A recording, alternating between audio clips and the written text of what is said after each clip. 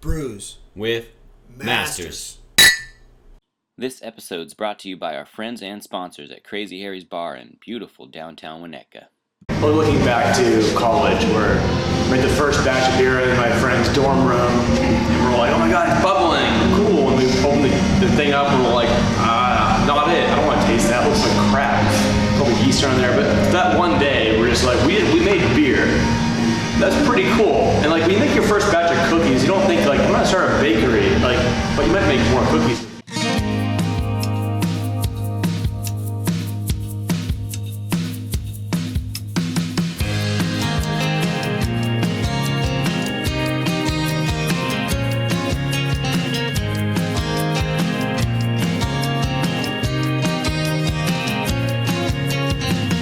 And watch the waves break, calm as the foam accumulates.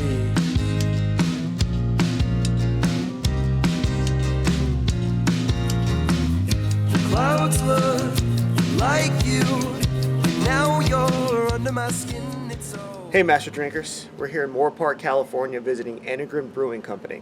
Now this brewery specializes in German-style ales and lagers, so it's going to be a great learning experience for us as it is for you. In college, me and the Enegren brothers, Chris and Matt, who founded this company, we started homebrewing. Chris actually started homebrewing in the dorms at Loyola Marymount back before he could buy alcohol. And we played lacrosse together on the lacrosse team. Our senior year of college, he was moving into a condo, and he had built this brewery in an off-campus house garage. He was moving into a condo, and so he asked the whole team if anybody wanted a brewery in their garage. And I volunteered, and so I started brewing with him and kind of got hooked. And after he graduated, he moved back home to Moorpark, and he built up the brewery again in his parents' garage. And basically, I came up every single weekend brewing beer, and we get obsessed over it to the point where we had a recipe, and we'd brew the same recipe like 10 different times and tweak little things here and there, and then we'd have to hold parties to get rid of all the beer because we couldn't drink it fast enough. That's a good problem to have. It was. My dad just said one day, listen, I'm selling the house, so literally, get the fuck out.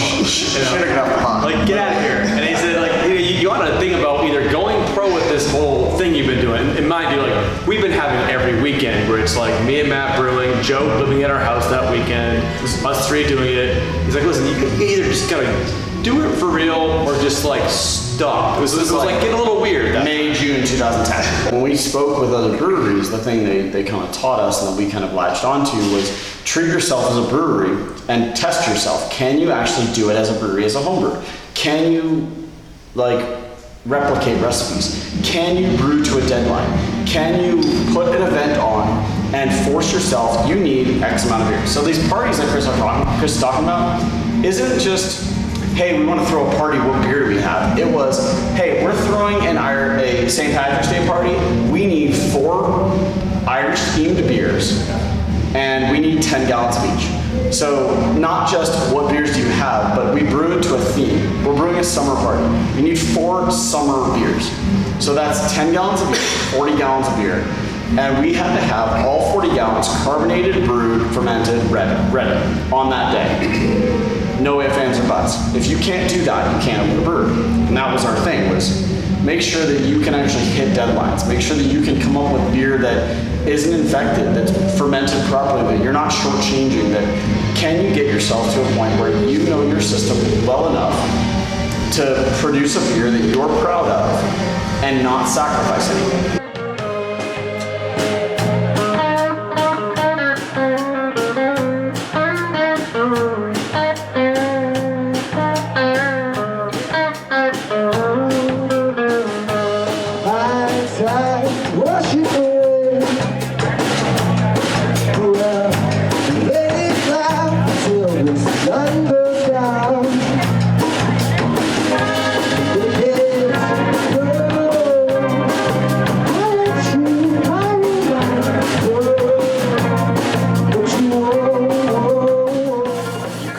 Just community. Everybody's sitting there and talking to everybody.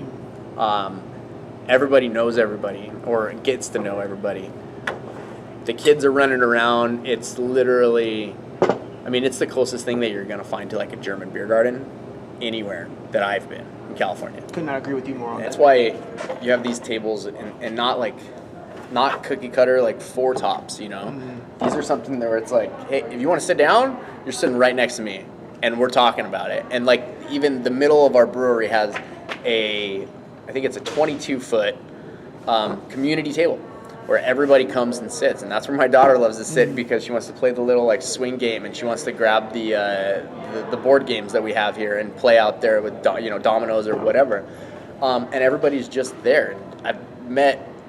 You're just going to meet people and you're going to realize what your connections are or whatever, but you're forced to sit next to each other and it's great.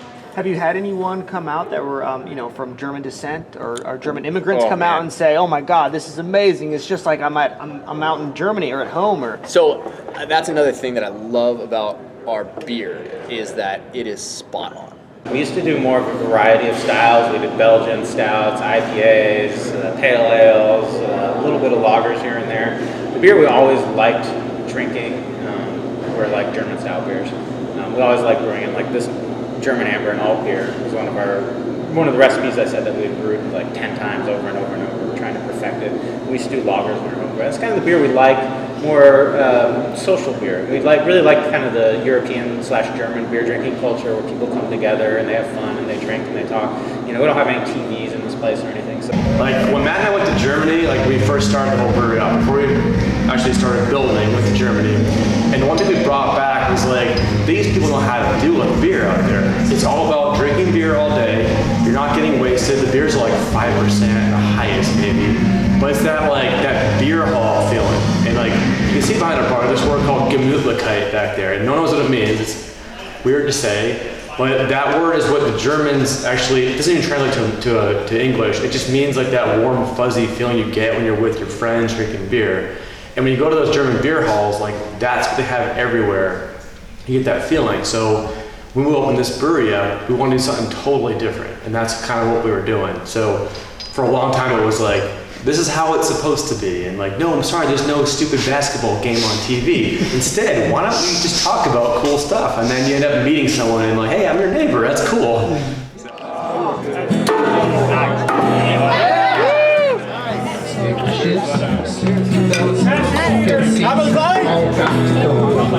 We've always had a very German focus, but when we started, we were making a bunch of things. It wasn't until maybe 2015, 16 that we actually honed in on, all right, that's it, we're doing lagers and that's our thing.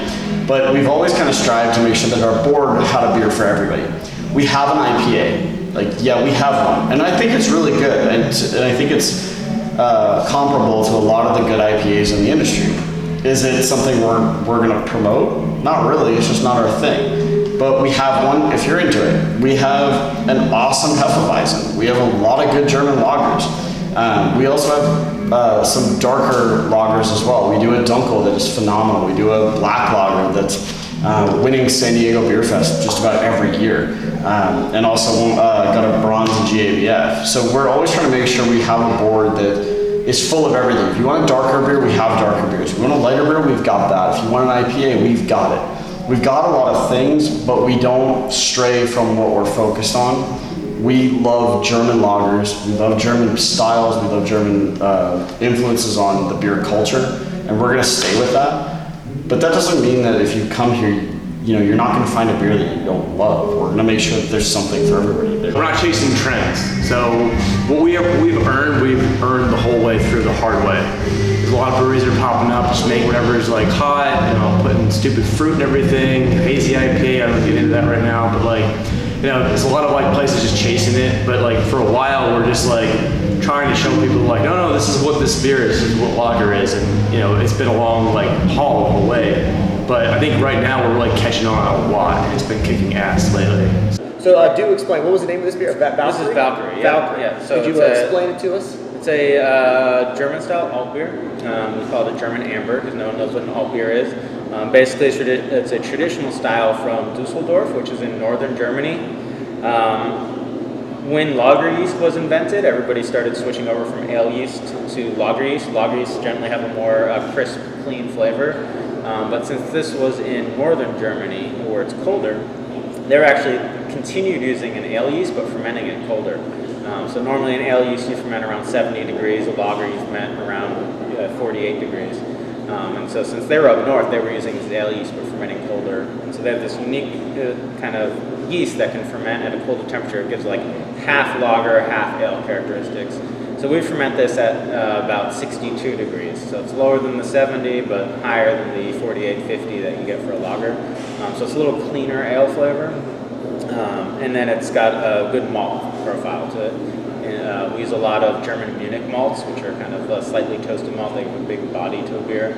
And then some caramel malts and a little roasted malt for a little flavor and color. Nice. And traditional German hops as well. So what flavor should I be expecting here once I take that first sip? You can get a big malt profile, a lot of like toasty caramel flavors. Caramel flavors are going to be more from the caramel malt we use. And you're going to get a slight hop bitterness and then a decent kind of hop aroma of a German Bilbo hop, which is kind of a more woodsy type hop. All right. Yeah. Let's dive on in. All right. Cheers to you. Cheers, master drinkers. One for the house. Wow, that is very nice, very clean. Hit it on the nose with the hop. Definitely has a nice little dry finish to it. The sweetness is it's there for a second, but it just kind of fades away almost instantly. Yeah. That's really nice. I mean, I'm not a big fan of the beers that stay sweet all the way through. Right. So you guys Hard to definitely, drink. very much so. So that's just there's layers to that. That one definitely has layers. It's a well balanced beer. So it's the second beer we brewed, and it's still our flagship beer. Okay. And it accounts for like 50% of our beer sales right now. Really? The other beer here. What's the second one that you have for So us? this is our summer seasonal called Edel Pils. So it's just a traditional German style Pilsner. So it's made with just German Pilsner malt, and then it uses traditional Hallertauer German hops. And so it is about the most classic German style Pilsner you can brew for the most part. Really? So it's just really light, clean, crisp, refreshing, perfect to drink in the summer. This might be a silly question. Are you outsourcing? Are you getting all your ingredients from Germany, from that area where the ingredients are Most of them, grown and made? yeah. So all this is all from Germany. Some of that, like 90% of that is from Germany, but there are some malts we get from Belgium. I don't know exactly what's in which beer, but some from Belgium, some from Canada, some from the US, and some from the UK and some of our beers. But the 90-95% of our malts are all from Germany. Okay. And this was 100% ingredients from Germany. Yep. So I'm drinking a German beer made here in Moorpark, That's California. right, yeah. I'm excited. All right, so what flavors should I be expecting out of this one here?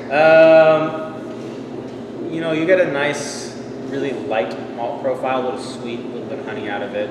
And then you'll get kind of a similar hop profile to what you have on Valkyrie, but a little more noticeable because there's not all the caramel kind of clouding the taste of it. And so you're going to get that nice German noble hop character. Okay. Was your personal favorite between the two, or are you still a fan of the Valkyrie? Yeah, it really depends. Like I drink a lot of Edel Pils during the summer, but I do really like Valkyrie. It's one of my favorite beers. It's one of the beers that you had a hand on the making process. Yeah. Man, so I understand it's going to have a warm place in your heart. Oh yeah. All right, let's A lot of dive time into in this that. one here. Yeah. Cheers to you Cheers. again. Thank you so much, Joe. One for the house.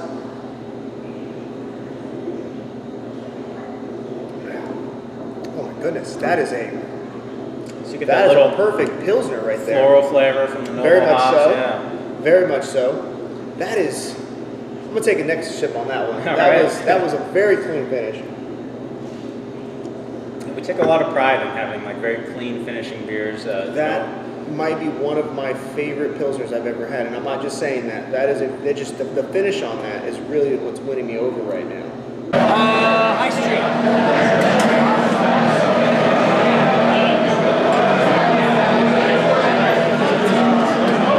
Is there anything in the near future that we all should watch out for, like a beer that you're working on right now that you're